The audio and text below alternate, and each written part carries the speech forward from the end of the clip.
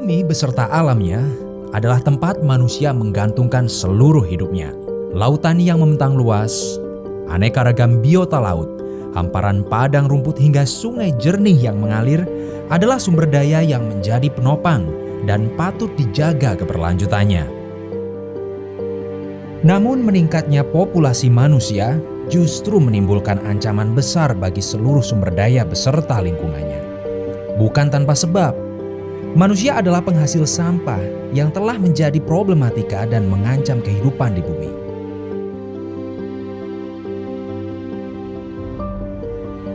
Terlebih di era saat ini di mana pola hidup manusia cenderung konsumtif dan berakibat semakin menumpuk jumlah sampah yang dihasilkan setiap harinya. Berdasarkan data Badan Pusat Statistik tahun 2021, limbah plastik Indonesia mencapai 66 juta ton per tahun.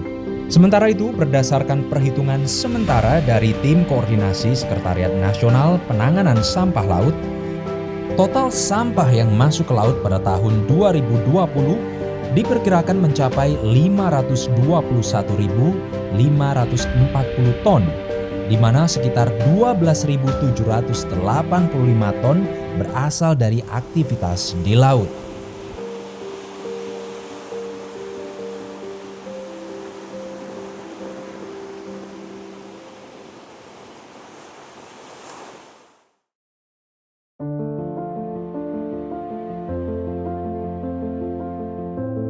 Di era modern ini memang sulit membayangkan hidup tanpa plastik. Selama setengah abad, plastik telah menjadi bahan yang paling umum digunakan untuk gelas, botol, dan wadah makanan. Namun demikian, penggunaan plastik telah menyebabkan masalah kesehatan dan lingkungan yang besar. Zat kimiawi yang ditemukan di banyak bahan plastik konvensional berbahaya bagi kesehatan manusia. Tidak hanya bagi manusia, plastik juga berdampak buruk bagi kesehatan hewan. Jumlah satwa liar yang memakan plastik dilaporkan meningkat secara signifikan.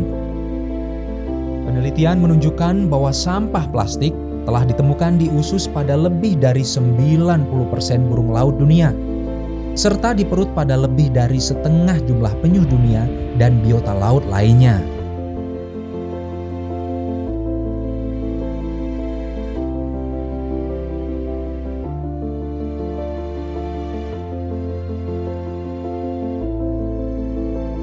Pemerintah Indonesia telah berkomitmen untuk mengurangi 70% sampah laut pada tahun 2025. Hal ini tertuang dalam Rencana Aksi Sampah Laut, yakni sebuah rencana kerjasama di tingkat nasional yang bertujuan untuk mengembangkan kebijakan untuk mengurangi dan menanggulangi sampah laut.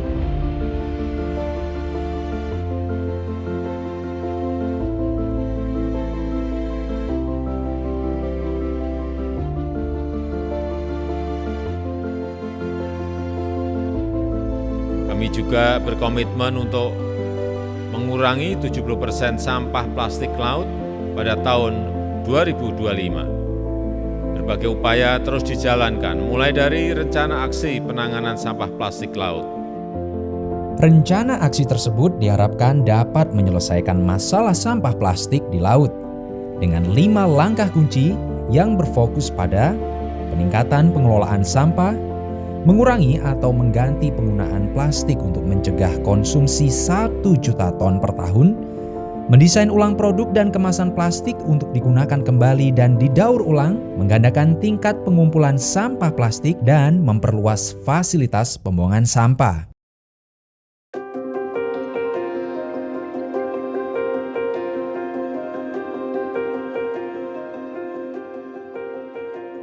Kekhawatiran akan sampah plastik yang menumpuk mendorong para ilmuwan untuk menghasilkan beragam penelitian guna mengembangkan alternatif plastik dengan bahan yang aman dan ramah lingkungan.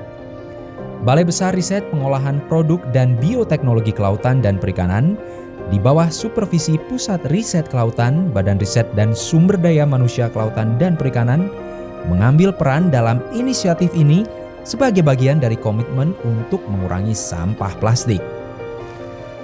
Alternatif plastik yang tengah dikembangkan adalah bioplastik berbasis biota laut.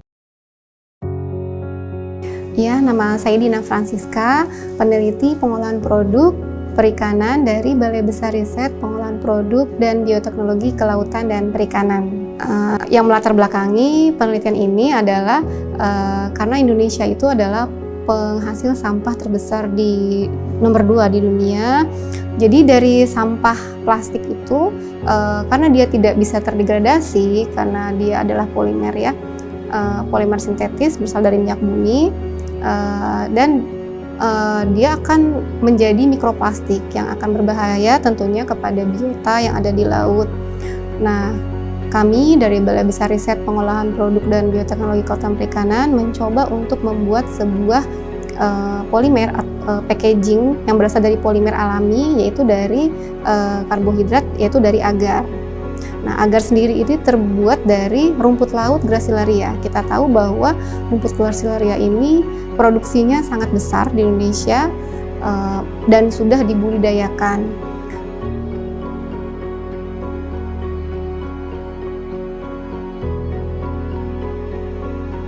Kenapa kami menggunakan rumput laut yang seperti tadi dibilang bahwa rumput laut Gracilaria itu umur panennya sangat singkat, yaitu 40 hari. Rumput laut Gracilaria yang sudah berhasil dibudidayakan, dan ternyata agar dari rumput laut merah ini ketika kita analisis di laboratorium dia sangat berpotensi untuk menjadi bahan alternatif pengganti plastik seperti itu. Jadi rumput laut merah Gracilaria banyak tersebar sih di seluruh Indonesia, namun mayoritas yang sudah banyak yang membudidayakan yaitu di Pantura Jawa seperti Brebes, Karawang, Serang, kemudian di Sulawesi seperti itu. Apa saja yang dikandung di dalam agar, yaitu terkandung agar di dalam agar sendiri ada agarosa dan agaropektin. Di mana ketika agarosa dan agaropektin ini dicampur dengan plasticizer, dia akan bersifat plastis, dia akan memiliki sifat seperti plastik. Pada tahun 2020 kita menemukan formula agar yang terplastis sehingga menghasilkan agar termoplastik. Kemudian pada tahun 2021 kita mencoba untuk memformulasikan dengan polimer lain sehingga dia mempunyai sifat polimer yang dapat diinjeksi ke mesin injection molding seperti itu, sehingga bisa dapat dicetak menjadi berbagai macam produk seperti itu. Proses pembuatan pelet bioplastik dimulai dari formulasi tepung agar dengan plasticizer, kemudian kita masukkan tepung agar dan plasticizer itu ke dalam extruder. Nah, di extruder sendiri dia akan diputar oleh double screw pada suhu 140 derajat dan sekitar 20 rpm. Nah, kemudian akan keluar dari extruder itu pelet yang panjang, kemudian dilewatkan dalam konveyor. Sepanjang konveyor kurang lebih 2 meter atau 3 meter lebih baik ya, itu akan didinginkan sehingga ketika sampai ujung konveyor dia akan mengeras, kemudian dimasukkan ke dalam alat pelletizer. Nah, dalam alat pelletizer ini dia akan dipotong-potong dengan ukuran tertentu sehingga menjadi pelet seperti itu. Macam-macam produk yang telah dicoba untuk dibentuk dengan mesin injection molding yaitu mangkok, piring, dan pot, gelas. Nah, sebenarnya tidak terbatas pada bentuk produk ini, karena pada dasarnya yang penting cetakan moldingnya apa itu bisa disesuaikan seperti itu.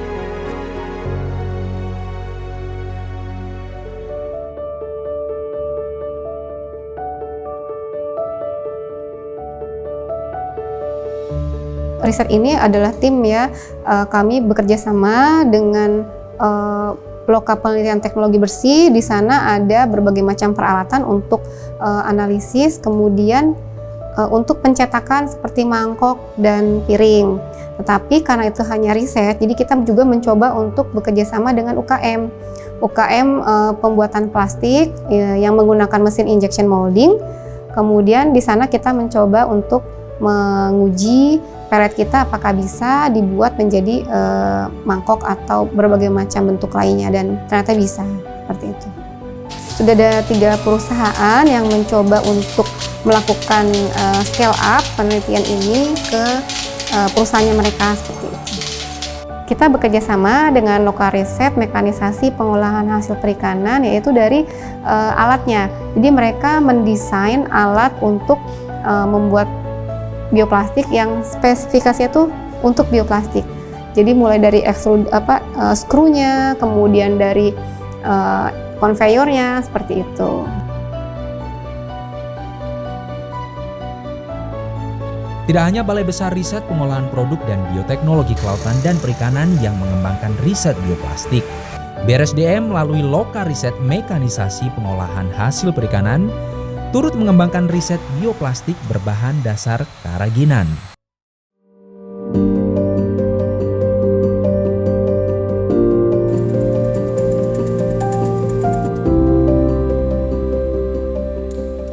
Saya Putri Wulandari, saya di sini sebagai peneliti di Loka Riset Mekanisasi Pengolahan Hasil Perikanan.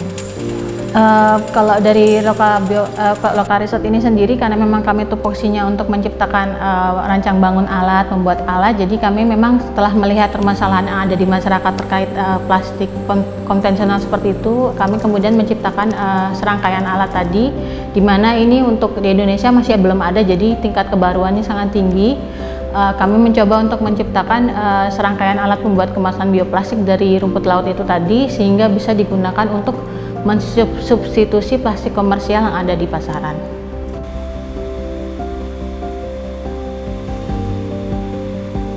Kalau untuk sampai saat ini, memang kami alat ini masih digunakan dalam skala laboratorium, tapi kami sudah menjalin kerjasama dengan beberapa universitas atau perguruan tinggi seperti Universitas Negeri 11 Maret di Surakarta, kemudian Universitas Brawijaya, di mana mereka menugaskan mahasiswanya untuk penelitian tugas akhir di sini.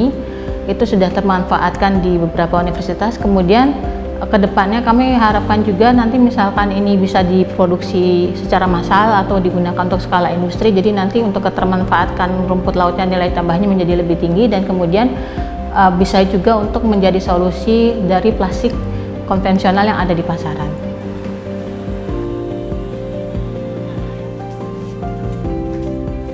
Jadi kalau untuk yang produksi plastik komersial, produksi plastik yang dari bahan bakar fosil itu biasanya mereka menggunakan namanya metode casting. Jadi di mana dia menggunakan pelarut yang tinggi, jadi dilarutkan dengan suhu tinggi, kemudian dicetak dengan semacam wadah atau loyang untuk membentuk film atau kemasan bioplastik.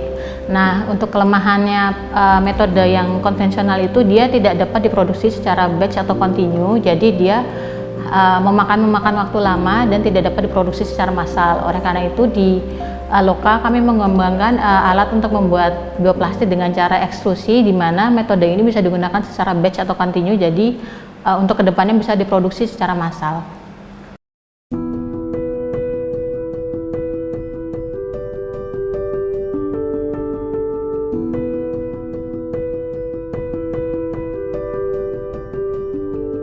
Iya, jadi kami menggunakan rumput laut merah, yang itu Euchoma cottonii.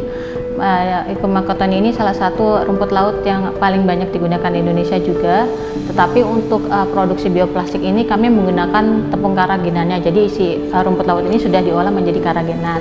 Kenapa karagenan? Karena karagenan ini memiliki kemampuan untuk pembentukan film yang baik. Jadi dia bisa digunakan untuk membentuk bioplastik.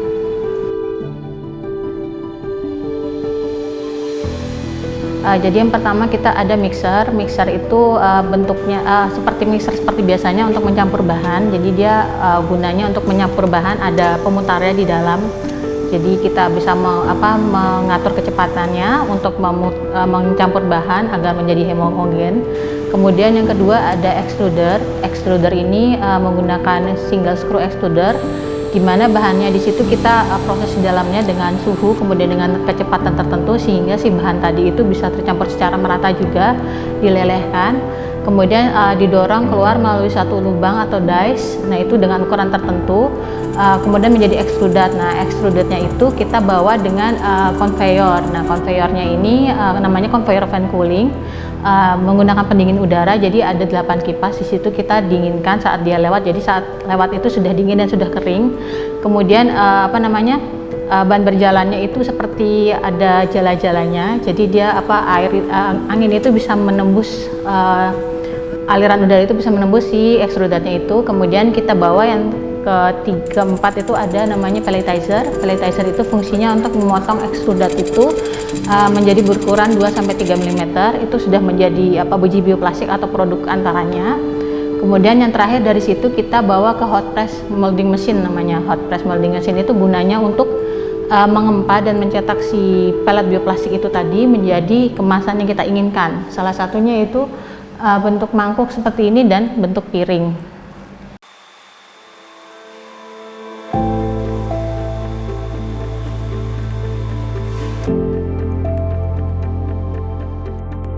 Pada tahun 2020 kami diamanatkan untuk membuat rancang bangun mesin bioplastik yang kemudian diadaptasi oleh Balai Besar Riset dan Pengolahan Produk Bioteknologi yang ada di Selipi.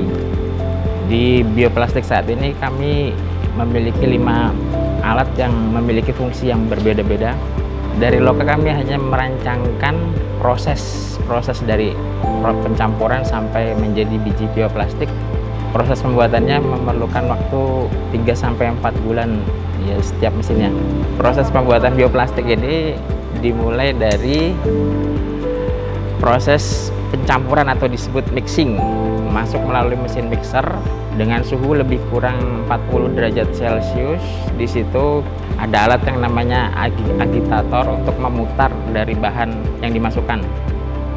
Kemudian setelah selesai masuk ke mesin screw extruder. Di situ ada proses penggilingan dengan suhu yang tinggi sekitar 130 derajat Celcius. Kemudian hasil dari screw extruder dialirkan melalui mesin conveyor.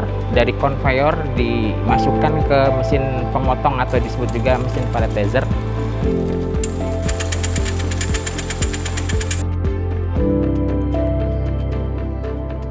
Kemudian setelah menjadi biji bioplastik, dilakukan proses pengepresan masuk ke dalam cetakan atau biasa disebut mold dengan suhu 145 derajat Celcius. Itu ditunggu sekitar selama 10-15 menit. Kemudian diangkat dan dirapikan. Untuk 2 kilo bahan kita bisa memproduksi sebanyak 20 piece mangkok atau hasil cetakan. Jadi secara keseluruhan dari mesin screw extruder sampai mesin pelletizer itu memerlukan waktu sekitar 1 jam untuk 2 kilo bahan. Untuk menghasilkan warna putih itu kami menambahkan pewarna makanan, itu dicampur pada saat proses mixing.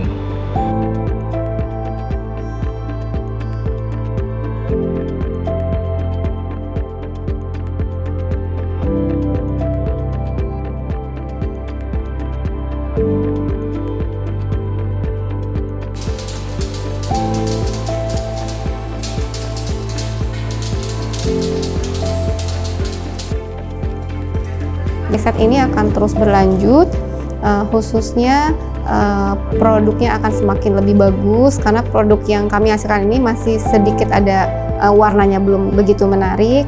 Kemudian jadi nanti akan ada riset-riset mengenai warna dan lain-lain. Kemudian ada produk lain juga dari agar atau dari rumput laut pada umumnya yang bisa diproduksi menggunakan mesin blown film, sehingga pemanfaatannya akan sangat lebih luas lagi dan efeknya juga akan semakin lebih baik lagi seperti itu.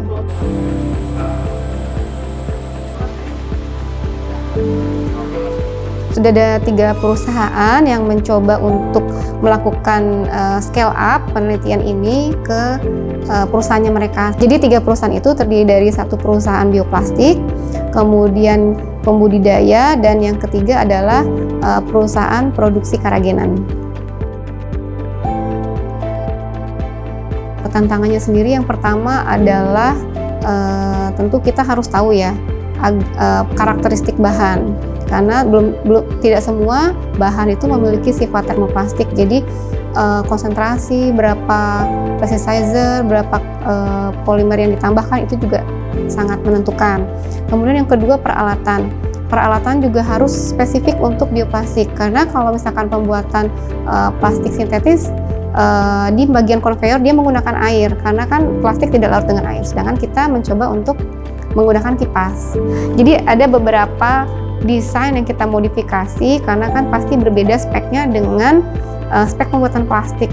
Sedangkan pada mesin injection sendiri tentu kita harus tahu berapa sih daya alir si agar termoplastik ini.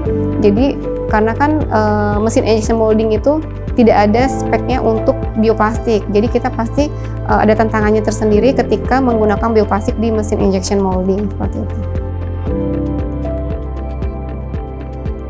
Kalau memang ini dibuat secara massal itu akan sangat membantu ya dalam pengelolaan sampah di Indonesia, sehingga plastik yang konvensional itu yang dari minyak bumi itu pasti akan disubstitut oleh kemasan-kemasan dari bioplastik ini. Namun yang menjadi tantangan sendiri adalah agar termoplastik yang bisa dijadikan single use plastik seperti plastik kresek, dan itu belum masih menjadi tantangan di riset ini. Ketika tes biodegradable, kita menggunakan jamur Aspergillus niger di laboratorium untuk mengecek sejauh mana dia terdegradasi di lingkungan. Kemudian hasilnya yaitu sekitar 30% sampai 40% itu telah terdegradasi atau telah ditunggu oleh jamur selama waktu 7 hari. Sedangkan ketika sudah dibentuk menjadi beberapa produk seperti piring dan lain-lain, karena kan sudah campur oleh polimer alami lainnya juga, itu sekitar 1 bulan itu sudah mulai melunak seperti itu. Sedangkan untuk waktu total habisnya kami belum sampaikan karena masih dalam penelitian.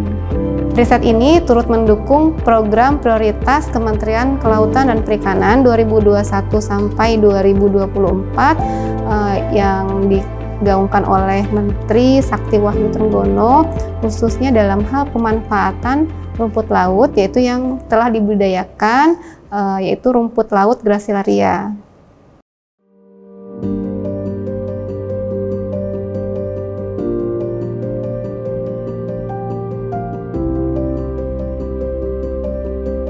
Kalau dari lokasi sendiri ada 6 orang anggotanya gitu, tapi memang di sini karena memang sistemnya antara riset itu ada yang double seperti itu, jadi nggak selalu 6 orang itu selalu bekerja bersama, tapi memang kalau untuk secara ini ada 6 orang.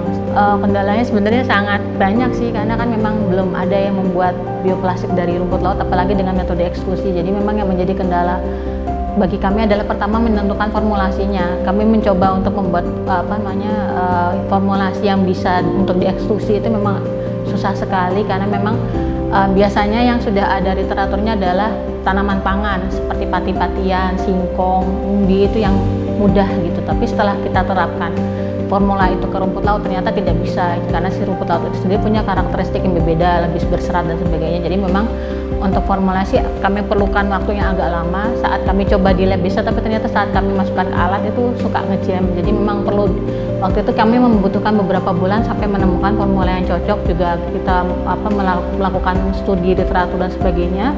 Akhirnya kami menemukan formula yang cocok, baru kemudian kami coba ke alat yang sudah kami rancang, itu baru bisa seperti itu. Dan itu pun setelah jadi kami press juga kadang ada yang tidak bisa. Jadi memang perlu banyak penyesuaian karena memang risetnya ini masih baru, jadi perlu kita lakukan banyak studi literatur, kemudian kami coba trial and error juga gitu sampai akhirnya bisa tercipta produk yang bagus. Jadi karena memang kemarin kami keterbatasan waktu ya, jadi yang kami ciptakan kebetulan kan hot press itu yang bisa membentuk seperti ini. Nah, kami harapan ke depannya itu bisa, jadi ini namanya kan hot press molding mesin, di mana dia memang di press sesuai dengan bentuk yang kita inginkan dengan tekanan dan suhu tertentu. Nah, kami mengharapkan sih misalkan ke depan nanti bisa jadi ada injection molding mesin. Nah, itu bisa membentuk seperti kemasan kantong plastik itu. Jadi itu kan maksudnya pemanfaatannya bisa luas lagi ya. Mungkin misalkan ini bisa digunakan untuk mensubstitusi piring styrofoam yang kita gunakan saat rapat atau saat kondangan seperti itu. Mungkin nanti kalau misalkan memang sudah bisa menggunakan alat yang injection atau menciptakan alat yang injection molding mesin itu, nanti bisa dibentuk seperti kantong plastik itu. Nanti kan pemanfaatannya bisa lebih luas untuk belanja, kantong belanja untuk itu kan lebih istilahnya lebih luas lagi pemanfaatannya, bisa menggunakan, bisa menggantikan yang plastik konvensional yang tidak ramah lingkungan.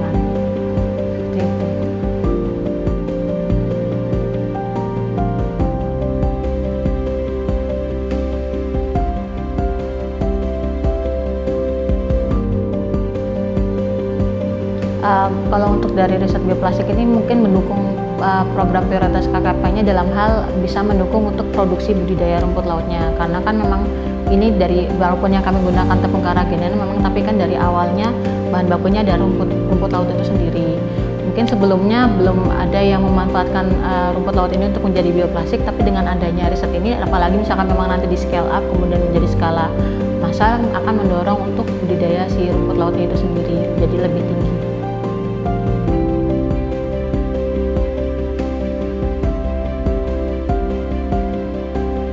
Kendala yang kami hadapi saat proses rancang bangun ini karena mesin pembuat bioplastik yang secara ekstrusi ini belum ada di Indonesia, sehingga kami masih banyak perlu belajar untuk merancangnya.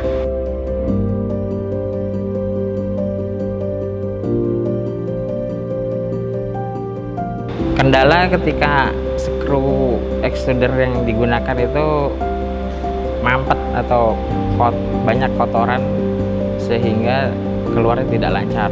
Itu yang pertama. Yang kedua, dari mesin pemotong biji bioplastiknya itu kadang sering ada kotoran di dalam sehingga menghambat untuk proses pemotongan.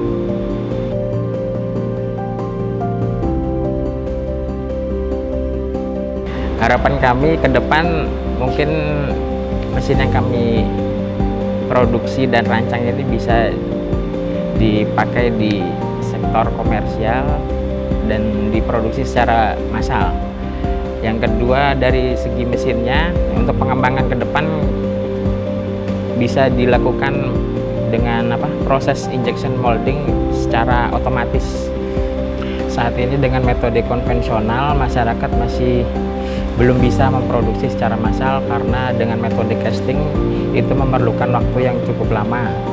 Dengan mesin ini bioplastik yang dihasilkan bisa diproduksi secara massal dan lebih cepat daripada metode konvensional.